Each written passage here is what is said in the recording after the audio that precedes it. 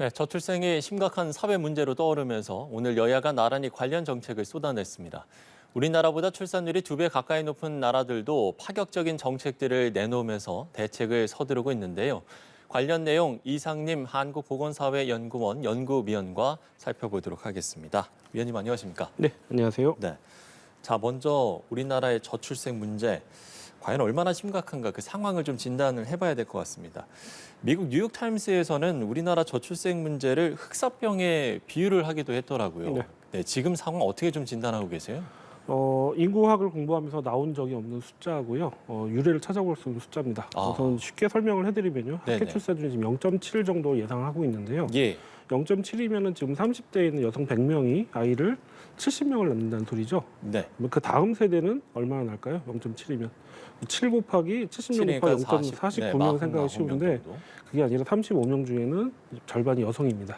네. 그러니까 35명에서 0.7을 곱해야 되죠. 그렇겠네요. 또. 그럼 25명이 되는 거예요. 예. 100명이 한 세대 반 만에 25명이 되는. 근데 사실은 그게 아니라 아빠도 있죠. 200명이 한 세대 반 만에 25명으로 줄어드는 숫자입니다. 이 숫자가 과연 우리가 이 숫자만 계속 보다가 너무 둔감해진 것 같은데 과연 그러면서 저출산 정책보다는 적응 정책을 해야 된다는 분도 계세요. 근데 과연 이 수치가 적응을 할 수 있는 수치인가도 한번 돌아봐야 될 것 같습니다. 예. 아주 심각한 상황입니다. 예. 이게 단순하게 숫자로만 계산을 해도 상당히 좀 심각한 문제다라는 거를 바로 알 수가 있을 것 같은데 실제로 이미 본격적으로 좀 나타나고 있는 것 같습니다. 올해 뭐 초등학교 1학년생은 이미 입학생 수가 40만 명이 깨질 것이라는 네. 전망도 이미 나오고 있고 또 70대 이상 인구가 20대보다 지금 많아진 것으로 나타나고 있는 거죠. 네. 70대 인구가 20대 인구보다 더 많아지고 있다는 소리는 네. 근데 고령화가 심해졌다, 청년이 줄었다 이 의미를 떠나서 우리 산업에서 숙련성이 계속 줄어들고요. 또한 혁신성도 줄어든다는 의미를 보여주는 거예요. 예. 그리고 굉장히 이제 베이비 부머가 올해부터 작년부터 그 노인기로 진입을 하면서 부양을 받아야 될 인구는 계속 늘어나고 그걸 부양을 해야 될 인구는 계속 줄어들고 있다는 얘기기도 합니다. 네. 특히 초등학생 감소에 대해서 언론에 주목받고 있는데요. 저는 약간 문제가 있다고 생각을 해요. 아이들 40만 명이 무너진 거는 이미 7년 전에 정해져 있는 거거든요. 우리가 태어난 아이들을 알고 있잖아요. 그게 우리나라 2002년도에 위기적 저출산이 시작이 됐다고 하는데 그게 18년이 지나고 나서 전국 최근 얼마 전에 전국 대학 지방대 대량 미달 사태를 낳은 거예요. 지금 근데 재작년에 25만 명이 태어났어요. 25만 명은 수도권 대학의 입학 정원 정도예요. 그러면 지방대가 다 무너진다는 얘기잖아요. 한 18년 안에. 우리가 굉장히 서둘러야 될 부분이 맞습니다. 근데 굉장히 안일하게 대처하고 있고 문제의 위기성을 심각성을 아직 인식 제대로 못하고 있는 것 같습니다. 예. 자, 이렇게 저희가 좀 심각한 상황을 진단을 해봤다면 그러면 이제 이런 걸 어떻게 극복할 것인가를 이제 생각을 해봐야 될 것 같은데 일단 외국 사례를 보면 뭐 영국 같은 경우는 무상부역 확대를 추진하고 있고 프랑스 같은 경우는 산후 출산 휴가도 늘리고 또 육아 휴직 기간 중에 보조금도 늘리는 이런 대책들을 내놨습니다. 이런 그 외국의 정책들은 어떻게 평가를 하세요? 지금 최근에 세계적으로 2010년부터 출산율이 줄어들고 있어요. 굉장히 낮아지고 있습니다. 그래서 우리가 좋은 국가로 생각해 노르웨이 같은 북유럽 국가에서도 합계 출산율이 1.5 이하로 떨어지는 굉장히 위기 상황으로 가고 있습니다. 예. 그런데 프랑스와 영국은 그것보다 상대적으로 상황이 좋은 국가들인데요. 이 문제의 심각성을 지금 인식을 하고 있는 거예요. 그래서 더 떨어지지 않게끔 굉장히 여러모로 애를 쓰고 있는데 우리보다 한참 높은 국가잖아요. 그렇죠. 우리가 두 배 이상인 거잖아요. 우리 문제의식이 너무 늦은 거죠. 그러면서 서구 사회도 굉장히 심각한 문제를 받아들이고 있고 전 사회적 대응을 하고 있습니다. 예. 말씀을 해주신 대로 우리보다 이제 2배 이상 합계 출산율이 2배 이상인데 어떻게 보면은 좀 이 저출생 대책을 서두른다기보다는 선제적으로 대응을 하고 있다 이렇게 보면 되겠습니까? 네, 그렇습니다. 지금 이 상황이 계속 유지가 된다면 심각한 문제를 유발할 수밖에 없기 때문에 다시 이거를 선제적으로 대응하려고 하는 거고요. 대응의 방식에 있어서도 여러 가지 주거 지원 정책뿐만 아니라 청년과 가족을 지원하는 다양한 정책들을 이루고 있습니다. 또한 교육 혁신이라든가 산업계의 혁신도 같이 병행하고 있고요. 종합적인 세 대책을 추구하고 있습니다. 예, 그러면 이렇게 선제적인 대응을 해서 실제로 출산율이 떨어졌다가 회복된 사례들도 있습니까? 네, 저기 1970년대에 오일 쇼크 있을 때 세계적으로 저출산이 나타났습니다. 예. 영국과 미국 같은 나라 한 1.7 정도 됐는데 회복을 했고요. 그리고 프랑스, 유럽의 국가들은 1.6이어서 굉장히 위기 상황을 느끼고서 굉장히 대대적인 혁신적인 조치를 취합니다. 예. 그러면서 학계 출산율이 2.0대로 다시 반등을 했죠. 이것은 단순히 출산 지원 정책이 많아져서 아이를 많이 낳게 됐다는 차원보다도 예. 이와 더불어서 청년들이 가족을 꾸리고 아이를 낳을 수 있는 그렇게 할 수 있는 좋은 환경을 조성됐다는 의미로 해석해야 될 것입니다. 그럼에도 불구하고 지금 위기 상황을 맞아서 이렇게 서구에서는 다시 열심히 하고 있는데 우리는 정말로 안일한 것 같습니다. 아, 예.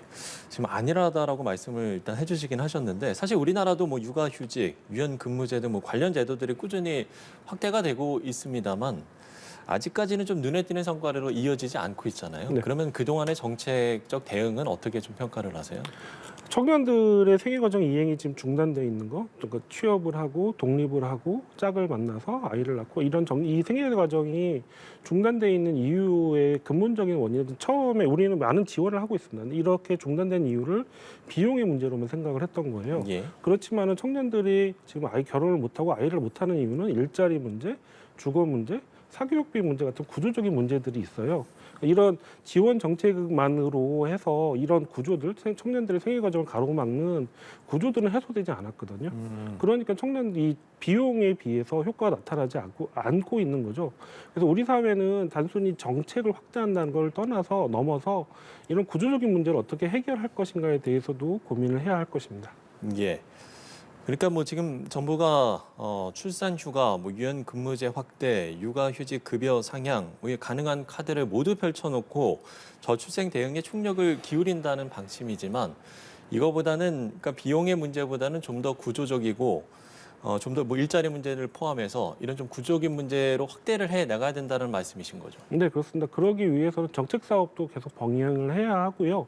이와 더불어서 이런 문제를 해결할 수 있는 정책의 거버넌스 구조. 그리고 또한 지금 상황이 너무 심각하기 때문에 네. 몇몇 정책으로 해결될 수 있는 단계는 이미 지난 것 같고요. 예. 정치권에서 정치의 문제를 풀면서 사회적인 합의와 결단을 만들어야 될 거라고 생각됩니다. 예. 정치권 이야기를 해주셨으니까요. 여야도 오늘 이제 총선을 앞두고 관련 공약을 오늘 나란히 발표를 했습니다. 내용을 제가 좀 전해드리면 일단 여당은 인구부 신설, 아빠들의 출산휴가 의무화, 또 육아휴직 급여 인상, 이게 좀 주요 내용인 것 같고 야당은 자녀를 2명 출산할 경우에 공공임대주택을 제공하겠다, 또 신혼부부에 1억 원 대출해주겠다, 이런 내용들이 좀 될 것 같은데 그럼 오늘 이 발표한 공약들 중에서는 확실히 좀 도움이 되겠다 하는 정책들도 있습니까? 굉장히 민감한 문제이기도 한데요. 그리고 좀 시간의 제약이 있는데 두 정당의 정책의 프레임이 좀 다른 것 같아요. 지금 민주당 같은 야당 같은 경우는 정부의 책임성을 확대하면서 지원을 강화하겠다는 프레임을 가지고 있는 거고요. 예. 그리고 여당 같은 경우는 지금 정부뿐만 아니라 기업과 가족이 함께 당면에 있는 문제들을 해결해 나가자는 측면에서 특히 돌봄의 문제, 양육의 문제에 더 포커스를 둔 것 같습니다. 민주당의 입장에 대해서는 여러 가지 한계도 있다고 생각이 들지만은 특히 1억 대출이 액수는 전 솔직히 좀 불만이 많은데 지금 결혼과 출산의 경계선에 있는 친구들이 이로 넘어갈 수 있는데 어느 정도 긍정적인 기여를 할 수 있는 소지도 있다고 생각이 들고요. 예. 여당의 이 문제는 여태까지 꺼내기 힘들었던 예를 들면은 기금의 문제라든지 그리고 이제 그런 중소기업 지원의 문제라든지 이런 힘든 문제를 같이 꺼냈습니다. 그러면서 굉장히 풀기 힘든 문제를 차곡차곡 풀자는 좀 디테일함이 좀 강한 정책이었어요. 그래서 둘 다 한계는 있지만은 어느 정도 기대를 할 부분도 있다고 생각됩니다. 그런데 더 근본적으로 저는 이런 생각을 했습니다. 과연 이분들이 무엇을 하고 있었을까? 이 정도 정책을 기존에 왜 못 만들었을까? 그리고 지금 이렇게 심각한 상황에 대해서 우리 사회 구조에서 이해를 조정하면서 청년들에게 미래 세대에게 더 많은 기회를 주기 위해서 이분들은 어떤 생각을 하고 있는가? 그 정도의 정치적 책임을 두고 있는가? 거기에 대해서는 따끔히 비판을 해야 될 것 같습니다. 예. 결국에는 이런 공약이 실제적으로 이행되는 게 중요할 것 같은데요. 그럼 좀 어떤 점이 보완이 되고 또 어떤 점이 중요하겠습니까? 우리의 지금 문제는 정책 사업의 확대, 정책의 확대, 예산의 확대로만은 풀 수가 없는 상황입니다. 예를 들어서 우리나라의 육아휴직은 세계에서 제일 가장 길어요. 예. 근데 사각지대가 많죠. 그러면서 이런 것처럼 사각지대의 문제를 한번 고민을 해봐야 되고요. 그리고 두 번째로는 지금 무엇보다도 지금 여야 모두가 인구 전담부서 설치를 공약으로 내놨는데요. 저는 굉장히 부정적이에요. 이 지금 저출산의 문제는 교육 문제, 주거 문제, 일자리 문제, 여러 가지 문제들이 복합돼 있어요. 산업의 발전 문제라든가 이런 것들 한 부처에서 맞출 수가 없잖아요. 집도 짓고 돌봄도 하고 그럴 수는 없잖아요. 예. 지금은 차라리 거버넌스 문제에서 되돌아봐야 될 것 같아요. 여야가 모두 지금의 저출산에 책임이 있거든요. 지금 우리가 어떤 식으로 거버넌스 체계를 다시 짜면서 지금 아까 말씀드렸던 이런 구조적인 문제들을 해결할 수 있을까? 어떻게 청년들에게 더 많은 기회를 주면서 미래 세대에게 더 기회를 주면서 우리가 지속성을 어떻게 높이고 그러기 위한 사회적 합의를 어떻게 이끌어낼 것인가? 거기에 대한 고민이 있어야 될 거라고 생각합니다. 예.